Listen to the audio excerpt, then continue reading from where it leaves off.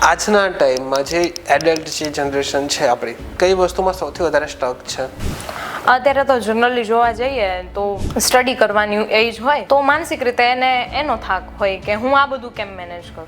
પછી થોડુંક આગળ વધે, સમય આવે તો કોઈ બિઝનેસમાં હોય તો એમાં સ્ટ્રગલ કરતા હોય. પણ બધું સમયે વસ્તુ થાય ને તો આપણા શાસ્ત્રોએ ખૂબ સરસ કીધું છે, સમયે બધું વસ્તુ સારું લાગે કે વિચાર્યું નહીં લઘુ વયમાં, પછી વિદ્યા ભણ્યાથી શું, સુકાણા મોલ સૃષ્ટિ તણા, પછી વૃષ્ટિ થયાથી શું, ગજબ હાથે ગુજારી પછી કાશી ગયાથી શું, અને મળી દુનિયામાં બદનામી પછી નાસી ગયાથી શું.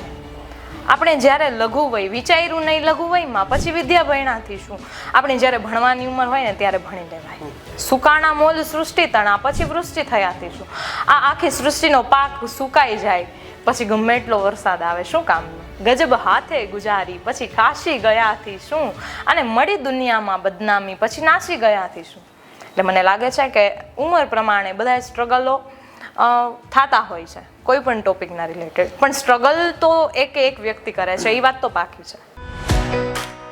MNH ઘર સજાए खुशियां लाएं.